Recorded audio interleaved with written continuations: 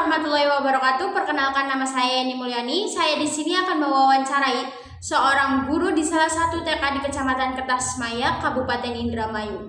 Ini adalah narasumber saya, yaitu Ibu Dia Ayu, guru TK Membaul Ulum, Desa Lemah Ayu, Kecamatan Kertasmaya, Kabupaten Indramayu. Baik, terima kasih. Untuk pertanyaan yang pertama, bagaimana kemampuan anak dalam menyelesaikan suatu tugas kecil sebelum berpindah ke kegiatan lainnya? Yaitu anak sudah mampu menyelesaikan tugas sederhana jika diarahkan. Contohnya, anak dapat mewarnai satu gambar sampai dengan selesai sebelum berpindah ke permainan lainnya. Berarti anak akan menyelesaikan tugas itu terlebih dahulu, lalu berpindah lagi ke kegiatan lainnya, seperti itu? Baik, terima kasih atas jawabannya. Baik, untuk pertanyaan yang selanjutnya, sejauh mana anak dapat mempertahankan perhatian saat diberikan instruksi lisan?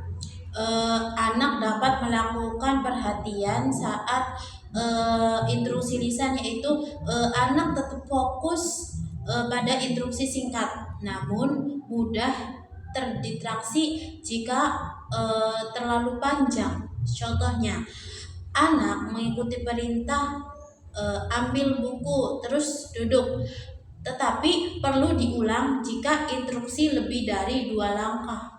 Berarti untuk instruksi tersebut pasti harus mengulangnya agar anak paham ya, begitu? Baik, terima kasih atas jawabannya.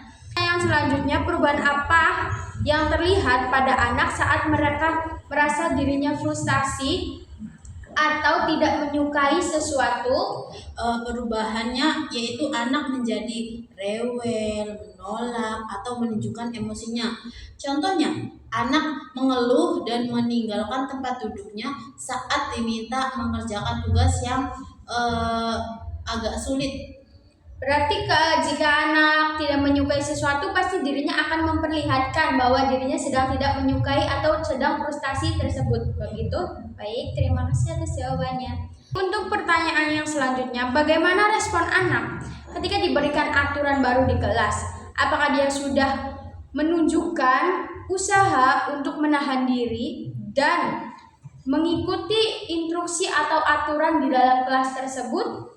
Respon anak mulai berusaha mengikuti aturan meski masih perlu diingatkan. Contohnya, anak mencoba duduk tenang saat aturan, angkat tangan sebelum berbicara, diperkenalkan. Baik, terima kasih atas jawabannya. Baik, untuk pertanyaan selanjutnya, apakah aktivitas anak seperti berlari, melompat sudah mulai memiliki tujuan tertentu seperti dalam olahraga? Iya, anak sudah mulai mengikuti tujuan tertentu seperti olahraga. Nah, gerakan anak mulai terarah dan mengikuti aturan sederhana. Contohnya, anak bisa lompat sesuai garis atau mengikuti permainan lempar tangkap bola. Baik, terima kasih atas jawabannya. Untuk pertanyaan yang selanjutnya, bagaimana pengaturan posisi duduk anak di baris depan dapat meminimalkan gangguan konsentrasi selama proses belajar?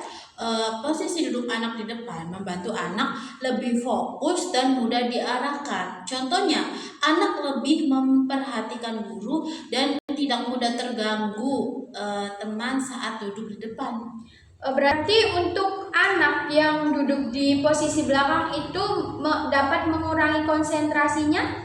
Iya, karena anak yang duduk di bagian belakang itu rata-rata belajarnya terganggu dengan teman sebayanya.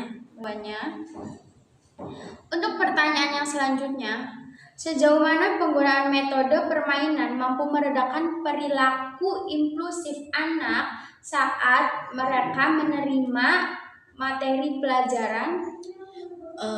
Metode pembelajaran dengan permainan membuat anak lebih tenang dan tidak impulsif. Contohnya, anak lebih sabar menunggu giliran saat belajar melalui permainan kelompok.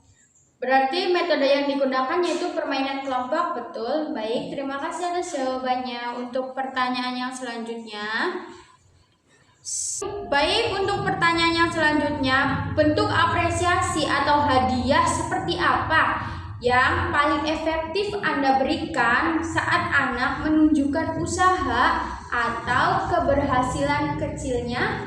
Saya sebagai guru memberikan apresiasi kepada anak itu dengan cara pujian langsung dan hadiah sederhana untuk memotivasi anak. Contohnya, guru memberi pujian dan stiker saat anak berhasil duduk rapi, merapikan tempat bermain, merapikan mainannya, merapikan kepemilikannya seperti buku, pensil, tas, kayak gitu. Baik. Contoh apresiasi yang dilakukan ibu kepada anak yaitu contohnya apa saja? Dengan cara memberi tepuk tangan, memberi pujian, oh iya kamu hebat, kayak gitu. Oke, baik. Terima kasih atas jawabannya. Untuk pertanyaan yang selanjutnya, bagaimana penerapan rutinitas yang terstruktur dan jeda istirahat membantu anak dalam mengelola energi setiap harinya? Yaitu dengan cara rutinitas membantu anak lebih terkontrol dan tenang. Contohnya, setelah waktu belajar, anak diberi waktu istirahat atau gerak ringan supaya anak tidak merasakan jenuh saat belajar. Berarti untuk jeda istirahat tersebut, guru melakukan gerak ringan dan istirahat pada saat jam istirahat. Iya. Contoh gerak ringan tersebut apa saja? Seperti mengepalkan tangan, meregangkan badan. Itu dilakukan setiap hari? Iya, dilakukan setiap hari. Oke, baik. Terima kasih atas jawabannya. Baik, untuk pertanyaan yang selanjutnya. Tugas khusus atau tanggung jawab apa yang Anda berikan kepada anak untuk membantu menyalurkan energinya secara produktif? Yaitu anak diberikan tugas kecil membantu menyalurkan energi anak secara positif dengan contohnya anak diminta membantu membagikan buku dan merapikan mainannya, terus juga merapikan keperluan sendiri. Anak diminta membersihkan sampah dan membuang sampah ke tempatnya dan membereskan meja kursi yang telah anak duduki atau tempati. Berarti hanya tugas itu saja yang Anda berikan kepada anak-anak di sini? Baik, terima kasih atas jawabannya Ibu.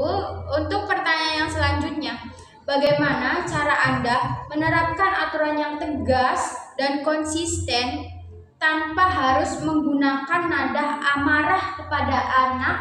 Saya sebagai guru menggunakan nada tenang dan pengulangan yang konsisten. Contohnya, saya mengingatkan anak dengan isyarat tangan dan kalimat singkat tanpa membentak. Berarti untuk menerapkan aturan tersebut, Ibu akan mengulanginya? Iya, secara konsisten. Oh, baik. Terima kasih atas jawabannya. Mungkin cukup sekian wawancara kita hari ini, Ibu. Terima kasih telah memberikan luang waktunya kepada kami. Mohon maaf apabila ada perkataan yang salah. Kurang dan lebihnya mohon maaf. Wassalamualaikum warahmatullahi wabarakatuh. Terima kasih, Ibu.